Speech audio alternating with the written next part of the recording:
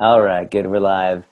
Hello, my name is Alan Combies, FasterEFT practitioner, and a couple weeks ago, I'm not even sure how long ago it was now, but I was at a level 1 training in Las Vegas, and I got to hang out with my friend and colleague Heather, and she's here today. And I thought it would be good. We got to talking, Heather and I, about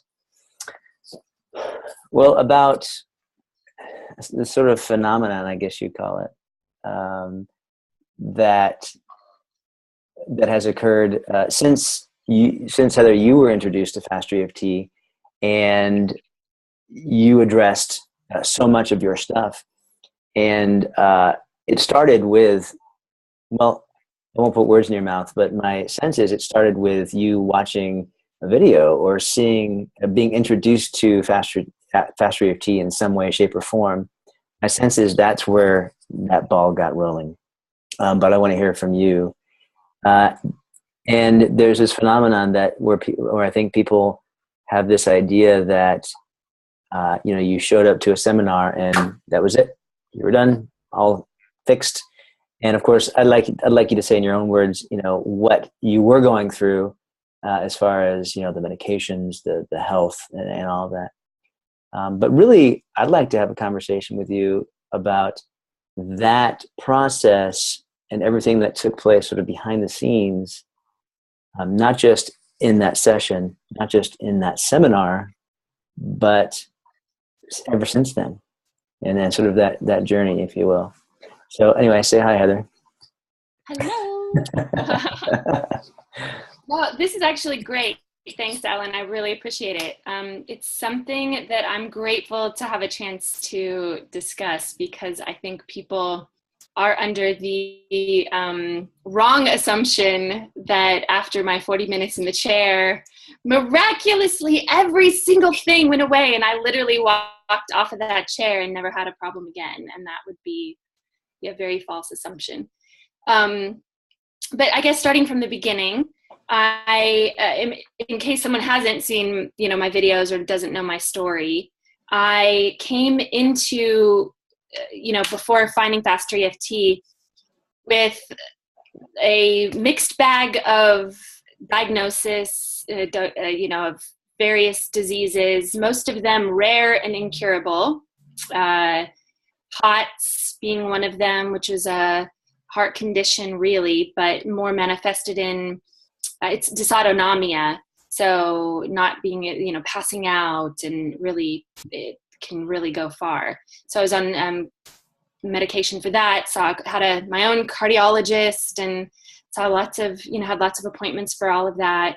I also had Lyme disease, or so they said, and had one of the number 1 Lyme doctors in Northern Virginia that I saw multiple times a week actually, and had the most spirochetes she had ever seen in one person, and so I had that fun diagnosis with her, and had chronic fatigue syndrome, fibromyalgia. I had rheumatoid arthritis that I was on injections for, and the list goes on and on. Hashimoto's, thyroid disease, just all kinds of stuff. Plus, then I had issues with my neck and back.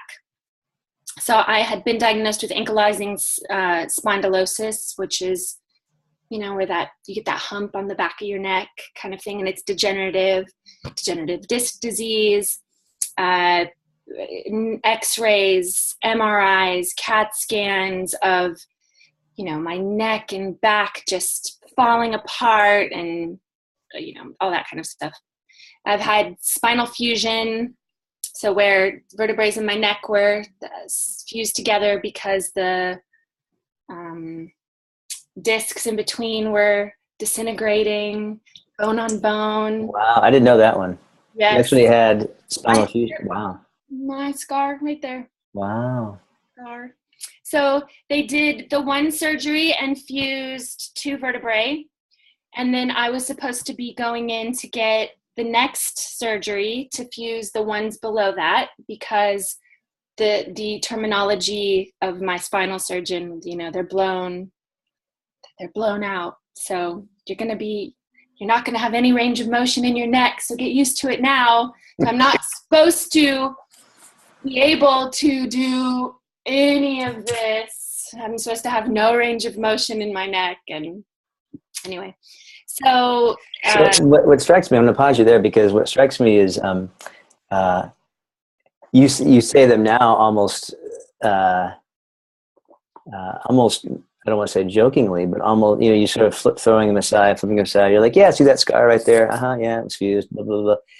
And, but my sense is at one time they were almost like, and there's a sense that they were like badges for you at one time. Right? Oh, right? Yeah. I know, it's so hard. It's so hard for me to talk about now. I feel like I'm telling stories. I promise you, it sounds so weird, but I feel like I'm telling fables. And it does not seem real to me. I know someone is out there watching this thinking, you're laughing at my disease, whatever I just said that you out there are debilitated with currently. And I would have thought the same thing. But they're just not real to me anymore. But oh heavens, did they used to be. Because this was just one debilitating thing after another debilitating thing. Doctors saying you will never do again. You will. I got every time I went in, it was another you're never gonna do. I was told in the year 2000 I would never have children. I was just blatantly told that you'll never have children. I had endometriosis so bad that I would never have children. Wow. I had 2 surgeries for that.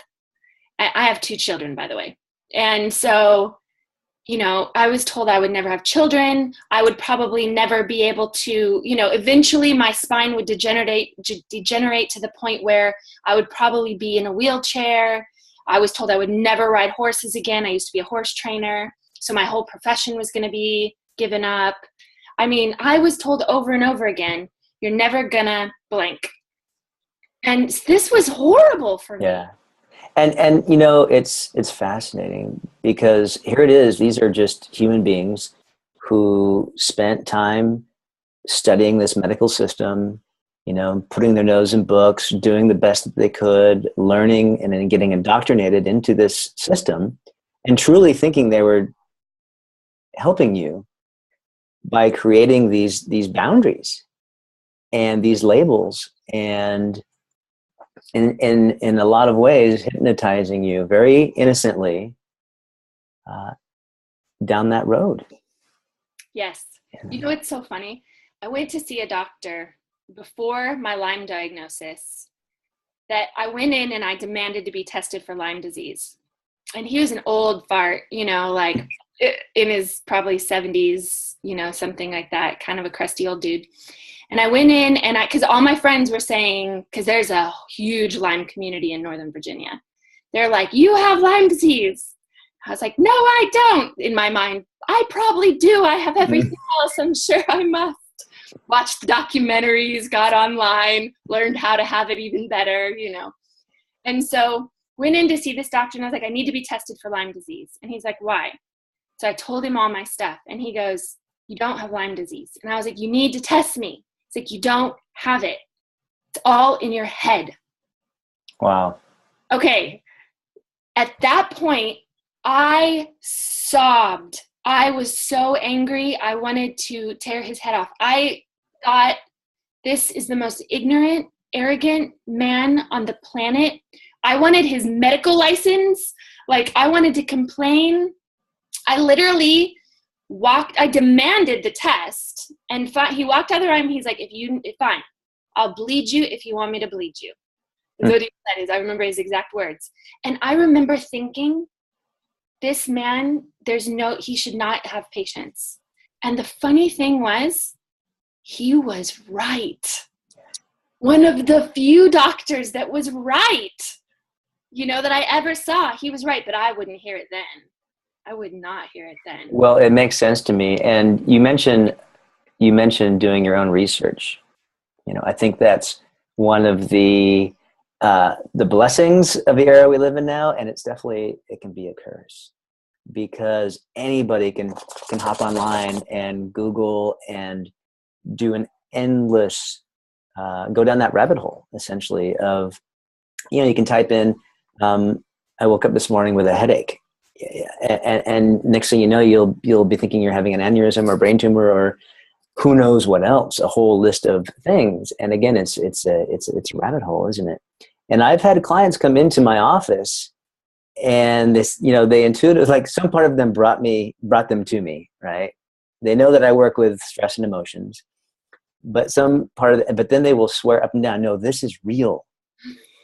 What I have is real. This Lyme disease or whatever it is, fibro, whatever it is, this is real. And I say, I understand that.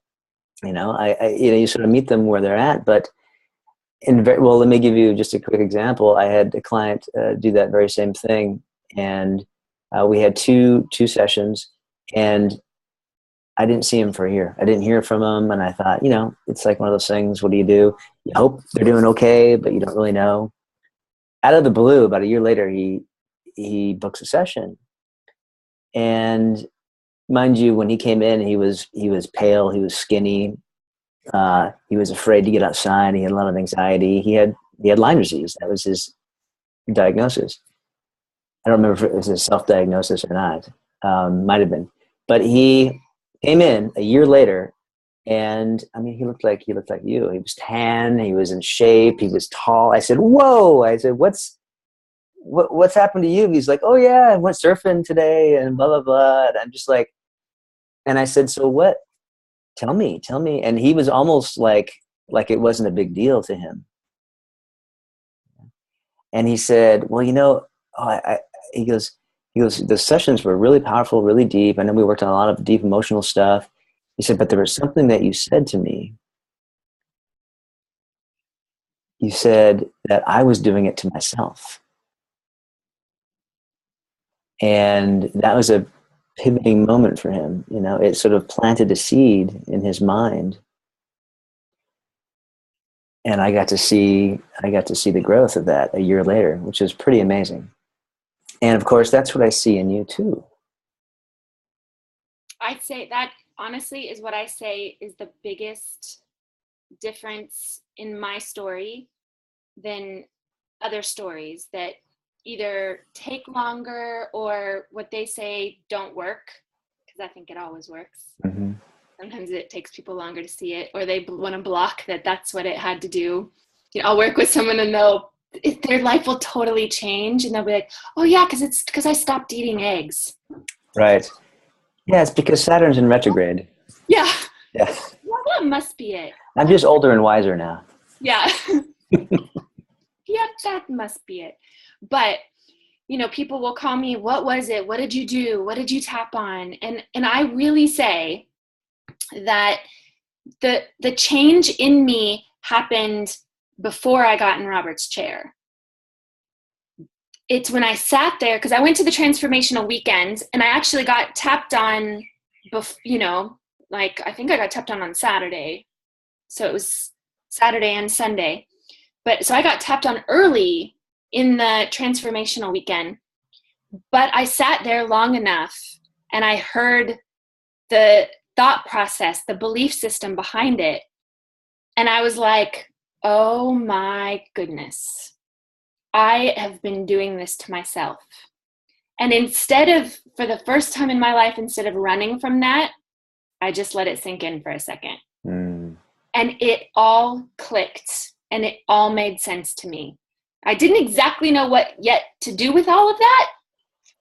And I can't say that it necessarily felt good in all the ways, oh, wow, so I've been neglecting my children on my own accord, or I've been, I could have totally gone that route, but I just stopped and I let it sink in for a minute. And then I chose another path with it. And I said, well, then if I've been doing this all to me and I'm that powerful, then I can undo it and make it better.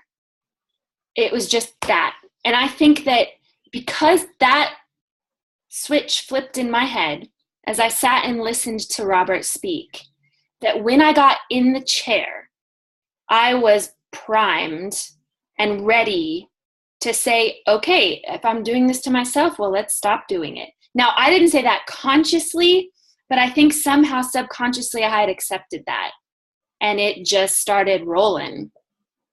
And I really believe that is the difference. And people want the magic pill, and they want to say, what did you do? Or somehow that I'm like different or special, or that all my whole story's made up or something. And no, really the magic pill was that I realized I was doing it to myself. And that if I could do that much and make up rare diseases that I hadn't even heard of, then how powerful could I be if I took responsibility for this? So I love that. And you know what what just came to me, it's like in that moment you transitioned from lower model of the world thinking or victimhood thinking, it's happening to me, it's out of my control. In that moment you went from lower model to upper model, and you made a choice, and you put a foot down, so to speak, and you planted you just dug your heels in. And what I'm assuming is that it didn't it happened in that moment. That transition happened in that moment, but it continued to unfold for you. It continued to flower for you, right? yes. And my experience has been as we start to see that, then we start to see it in other areas of our life more and more. And there's going to be areas where we don't see it, and those are the areas where it's like, what is going on? I need a practitioner. I need someone to help me. I need another pair of eyes here. I always say there's really three parts to this work that we do. There's sitting down with your list, creating a list, and really going through your memories and changing and flipping. And then there's heat of the moment stuff, when things just come up and you're like, oh, I don't know what this is, but just let it go. You may not take care of it right there in that moment, but at least you're addressing it. You're recognizing that you're doing it in that moment. And it really is an awareness thing more than anything else. And then, of course, they're seeing a practitioner, because we all have places where we don't see it. It's called being human, right? So in that moment, you transition into that upper model of the world. And so let's talk about that. Like, by the way, that I've seen that session, and it's wonderful. I don't know is it public, or I think maybe it's a download or something. Yeah. I don't know. So what I love about that session is Robert was really, really good at really defractionating you from the moment you got in the chair. Not just with tapping either. I mean, he was confusing the F out of you, right?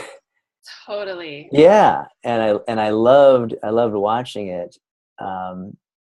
And just sort of your quizzical looks and not knowing what's going on, but seeing it, and in reality,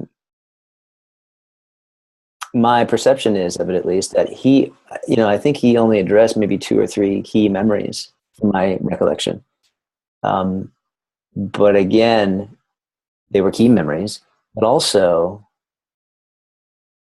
I think that it validated what you had seen previously, that you were doing it to yourself. Would that be a fair assessment? Yes, absolutely. And also that, I had no idea that stuff was still bothering me. Right. I would never have, and the mind-body connection. That's where he really got me. I like to stay in control, obviously. I think that was clear. But that's part of what's so good about being up there in that chair. You're in front of people. There's Robert. He's doing all this stuff and asking you silly questions. And someone who likes to be in control, you cannot stay in control in that situation. So it was all you're trying to stay in this kind of control, and it's all out of your control, which is so brilliant for somebody. But, the really interesting thing is, so total confession here, I had never, and still haven't, watched that all the way through. But I was at the level 1 training in Oklahoma City in February, and Robert was showing it to the level 1 people. And I came in, and watched some of it. And I have to say, it was hilarious to watch. I realized he thought he was working on a sexual memory.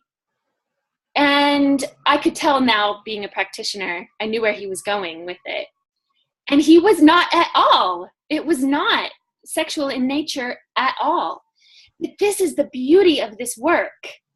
He didn't have to know what was going on in my head. Right. And that sucker still flipped like crazy.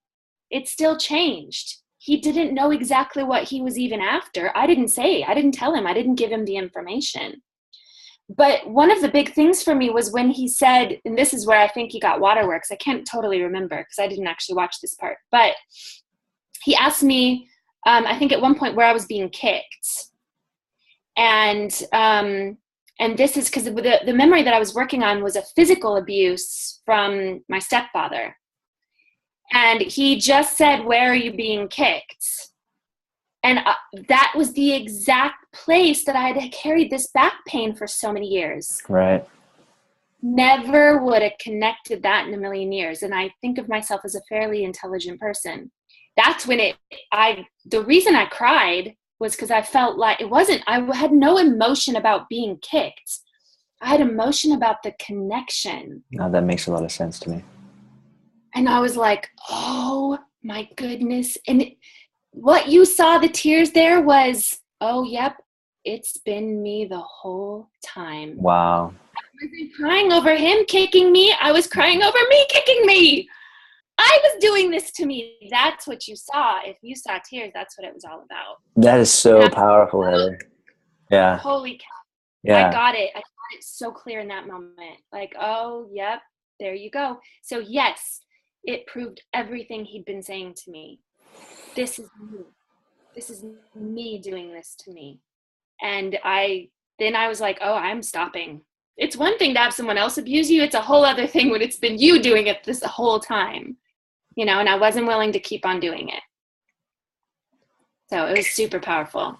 My gosh. I mean, if we just called it right there, that message alone, I think, is one of the most important and potentially healing messages that we could ever put out there. And it's beautiful when you have that insight and you recognize that, not only because, some people might hear that and they might go, oh, I'm doing it to me, I'm such an asshole, which is just more thinking on top of thinking. It's more programs on top of programs. It's more belief systems that you're throwing on your belief systems. Mm-hmm. And I don't know about you, but I run across that a lot. People just ashamed for, shoot, I do it sometimes. I'm a practitioner, I shouldn't be feeling this. And I start beating myself up for beating myself up. And so people can fall into that trap. What I love about the insight you had, which means you truly saw it, was that you were doing it to you, which means you have power. You have control. Mm-hmm. You no longer had to be a victim of the pain or the circumstances or the doctor's diagnoses, right? Yep. Now, so powerful. I get chills thinking about that because, that's the piece right there. But talk about, what I'm curious about is what happened. I talked about sort of that insight blossoming and taking shape. What happened after that initial session and that realization? So I stayed the whole week for the level 1 training. Initially not to become a practitioner, because I thought, because my badges of honor, I thought, well, with as sick as I am, I need as much information as I can get, so that was my belief system at the time. So I stayed with the whole level 1 training. I got tapped on the first Saturday that you come in, and I stayed through an entire week. And I never got tapped on again while I was there. And you didn't get any sessions? You didn't tap to Robert again? No follow-up? Interesting. No follow-up. Mm-hmm, mm-hmm. So other than, running into a few other upper level practitioners that were there that were like, how are you doing? Because everyone was evidently I looked pretty sick coming in. I didn't think I did. I was really trying to cover it up. Like I did my utmost to pretend that I was well. It was a lot of energy. So I thought I was looking pretty, pretty good. And people were like, you look like death warmed over, So people were checking on me. How are you doing? How are you feeling? And I couldn't make the back pain come back. So I kept pushing it. I was doing yoga in the morning. I was like pushing it. Now, emotionally, I was a hot mess. I was a wreck. I was feeling anger, insecurity, like I was mad at Robert. I was so mad at Robert, who just took away my back and neck pain. My neck pain went away too, which was a weird sidebar effect, which was not even being worked on. It was so strange. I was really mad at him. I was like insecure. I was like hungry for attention, which is not a normal thing for me to, and yet, so I was battling.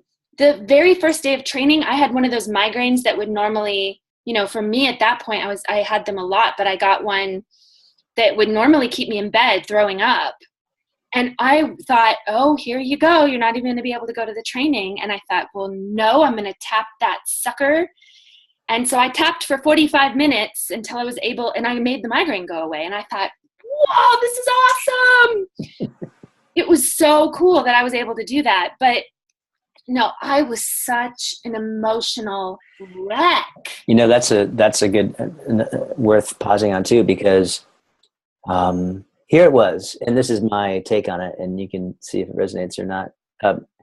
Here it was, you had these ideas, these belief systems about who you were. Your whole identity at that point was built around your diagnoses and your physical ailments. And all of a sudden, that world was kind of exploded, right? Totally. Yeah, and so it seems only natural that you would go through a whole plethora of emotions, of physical experiences, of almost crises, right? Like what they might call a healing crisis, because here it was, is your whole world is being turned upside down. And even though it's a good thing, it's an empowering thing, it's earth shattering, body shattering, it's literally shattering your world and your belief system. And I think that's important to bring up too, because especially when we're talking about these deep-seated belief systems, because people are going to go through that. They're going to experience those things.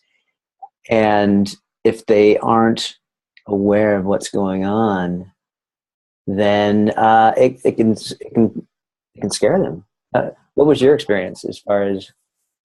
Oh, I tell you, if I could have done it over, I really should have been tapping with practitioners. I really should have been having sessions. I didn't know any better. I was there with major financial programs, like everything on credit cards, and, thinking that I was just barely there financially. So the thought of paying for a session was just not in the cards for me, was in my thought process. But had I known then what I know now, I would have built that in financially. I would have been getting some follow-up care, because now what saved my life, I really believe, was that I tapped my brains out. I don't think I knew what I was doing. I don't think that I was aiming properly or doing it right, but I barely stopped touching myself. Let's just say. I literally fell asleep tapping. I would wake up in the middle of the night tapping. I woke up early tapping. I tapped and tapped and tapped and tapped and tapped and tapped. Like, I just never stopped. And even some of my fellow level 1 people, who none of them knew what they were doing either. Like, I don't actually think anyone else touched me either, from what I remember. But I think there's one person in particular who at one point reached over and banged on me a little bit at one point or another. But I think that that's the only thing that saved my life, was that I at least tapped, because it's all that I could figure on doing. So I think that some of that huge stuff that was coming up, at least I was bringing it down. At least I was defractionating it. and causing it to not be so huge. So it helped. I really think it helped. Had I not tapped, had I freaked out and not tapped, or waited for someone else and stood in the shadows waiting for someone to come and rescue me, which is a massive program I think I was running at the time, yeah, I don't think I'd be here today. I'd have gone right back to the safety of my illness, right back to the somebody help me, somebody rescue me, nobody loves me if they don't come after me kind of messed up thinking. And yeah, I wouldn't be here today. Yeah. So I just tapped. Yeah. And I can't say that I did it all right, but it helped me so much get through that week. Well, you know, that's the heat of the moment stuff, right? That we're talking about. And you don't really have to know in that heat of the moment stuff. It's just, you know, it's there, right? So just do something. Let it go, whatever this is. It doesn't matter what point you tap on, you know, just address it, recognize it. Rather than the opposite, right? Which is entertain it, let it swallow you up, you know, and swim around in it. And because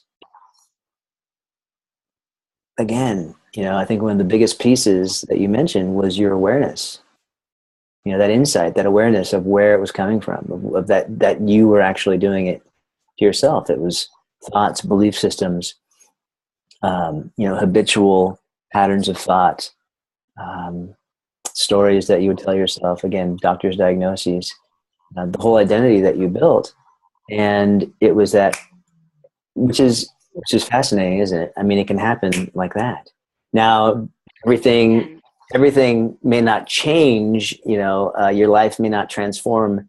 You know, you're not going to be suddenly driving a Benz and living a beachfront property in perfect health, but your mind will transform. And in that moment, that's when, you know, I always call it like, I think the term is a butterfly effect. When, you know, when we're sitting with clients, and you know, this is true, when we're sitting with clients, if all we do is just change one memory, just change one way of how they represent themselves, or one story that they're telling themselves, or one traumatic memory that they hold on to, we change one memory, how they represent themselves in that moment, and we alter the course of their life, maybe just by a degree. But, you know, a week from today, a month from today, a year from today, that trajectory grows and grows and grows. And that's really the power of this stuff. Totally. It's amazing. I mean, the fact of the matter is I came home a very different person in a week. And everyone who knows me will tell you that. They were like, the people who know me best, my husband was like, what is up with you? What is going on with you? And, you know, people who'd known me for years sat down with me and they were like, what? How did this happen? I was so different in a week because my mind had shifted in so many ways. Now, I still had to take time to do other things with a lot of my illnesses. It still took me time to get off some of my meds because I was on major meds that if I would have been like, yep, stop and take, and I would have been like instant seizure. You know, some of my medications had to be titrated in such a major way that I was responsible about that.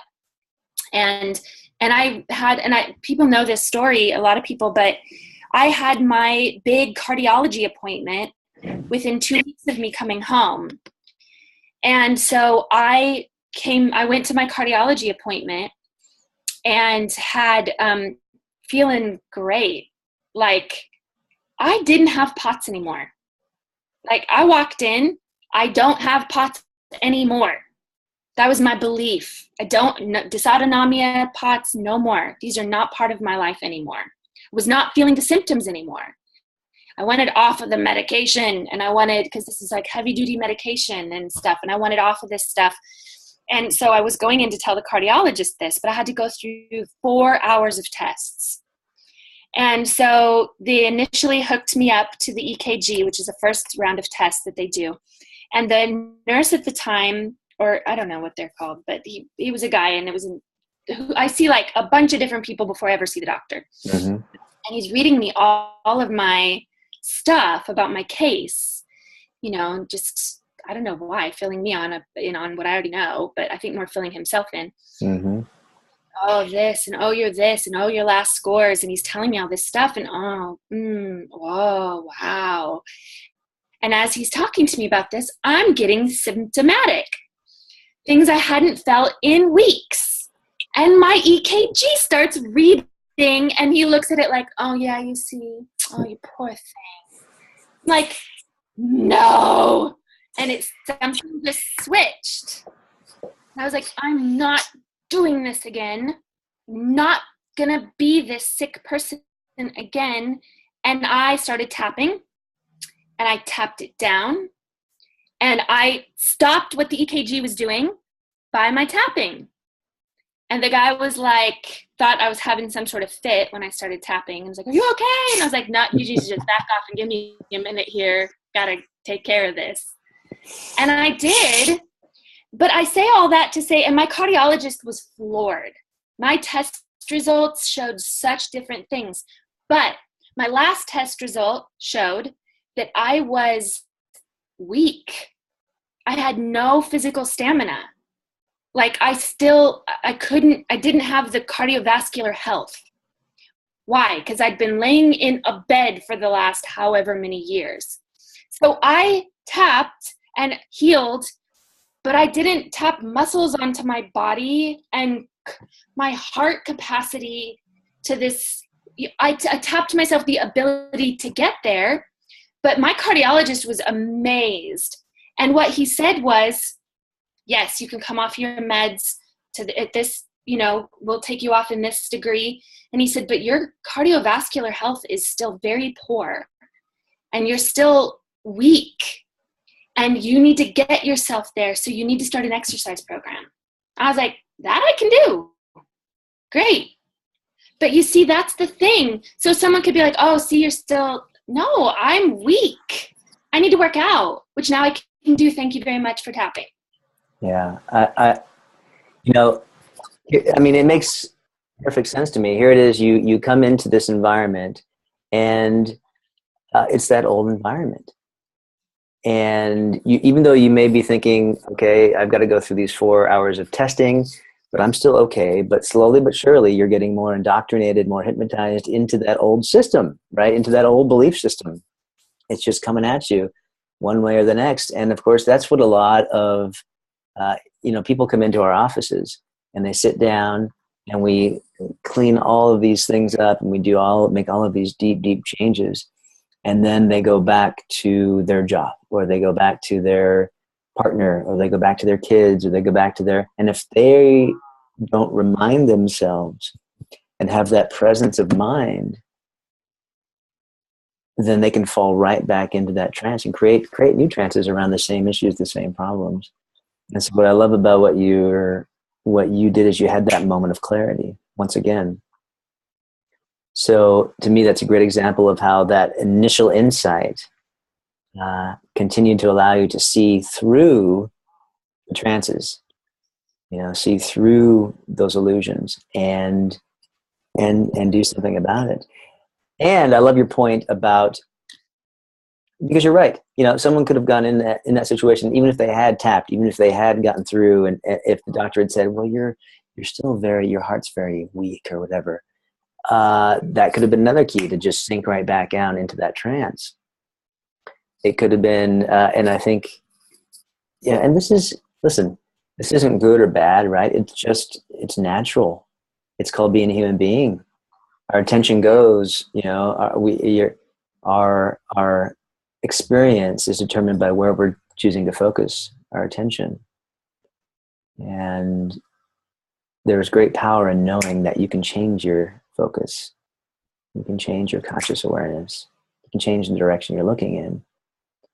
And that's really why I wanted to have this conversation with you, because I think you're just such a beautiful example, beautiful human being, and a beautiful example of of just taking that power back and recognizing that in being human, you're going to have human experiences. You're going to wake up some days, you're going to feel like crap,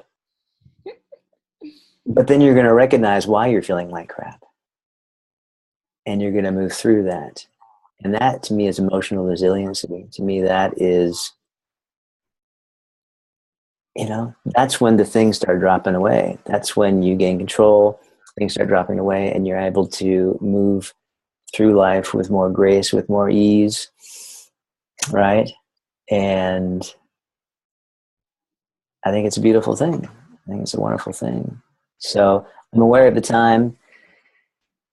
Thank you for doing this, Heather. And of course, you're an amazing practitioner. So, well, first of all, do you have anything else to add to your story before we get going?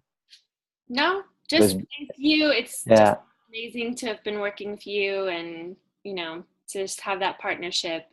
I think FasterEFT is going really amazing places. And I'm honored and privileged to be a part of it.